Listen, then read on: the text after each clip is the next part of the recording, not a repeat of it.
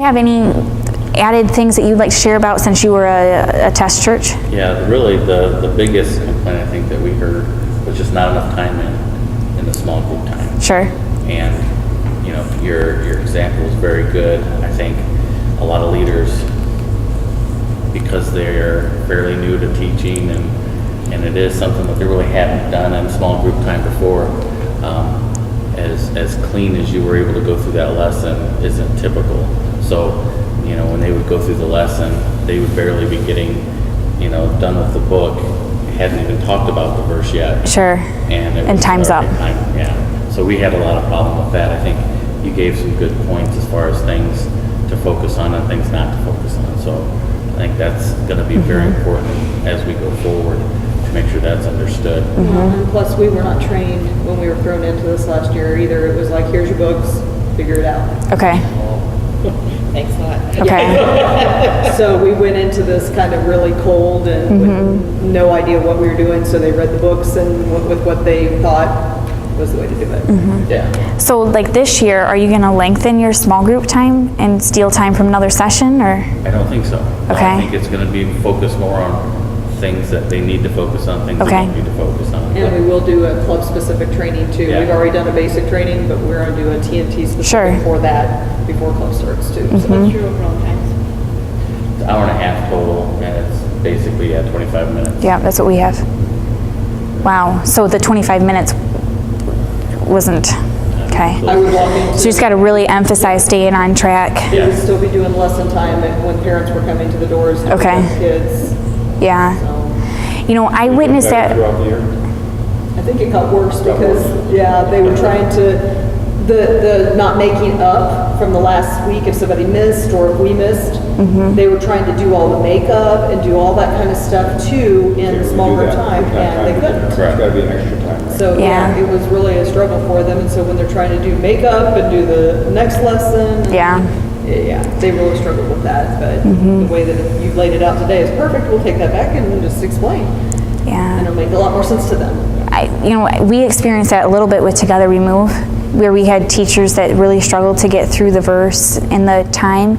And some things that I noticed is like they didn't have the whiteboard filled out ahead of time, or they didn't like hurry up, get the kids in the chair and get started. It was get the kids in the chair, meander a little bit, then get around.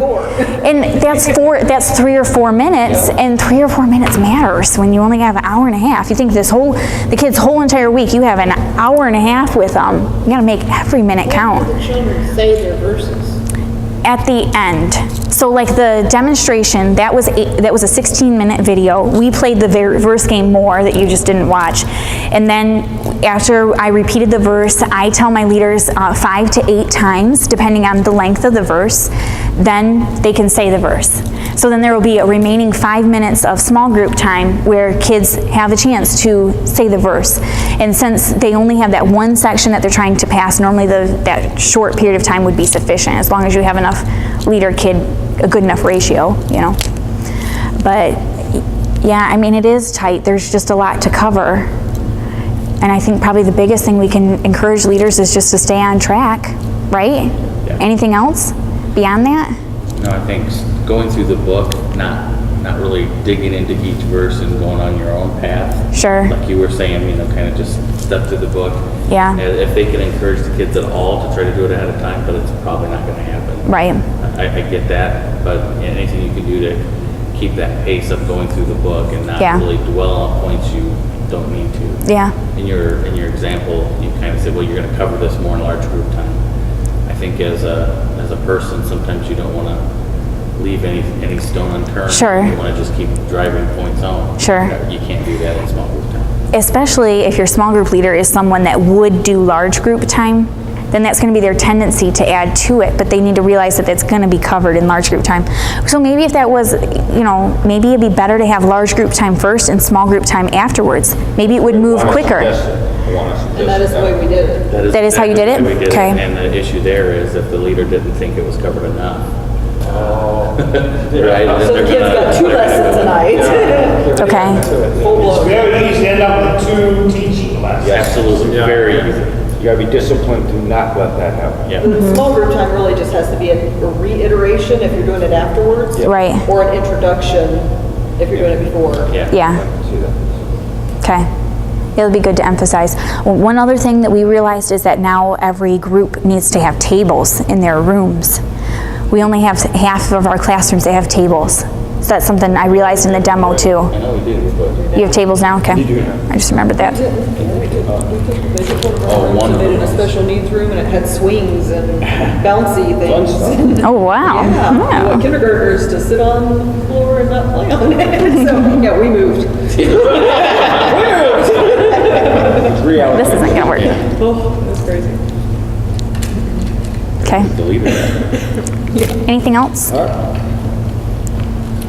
Okay.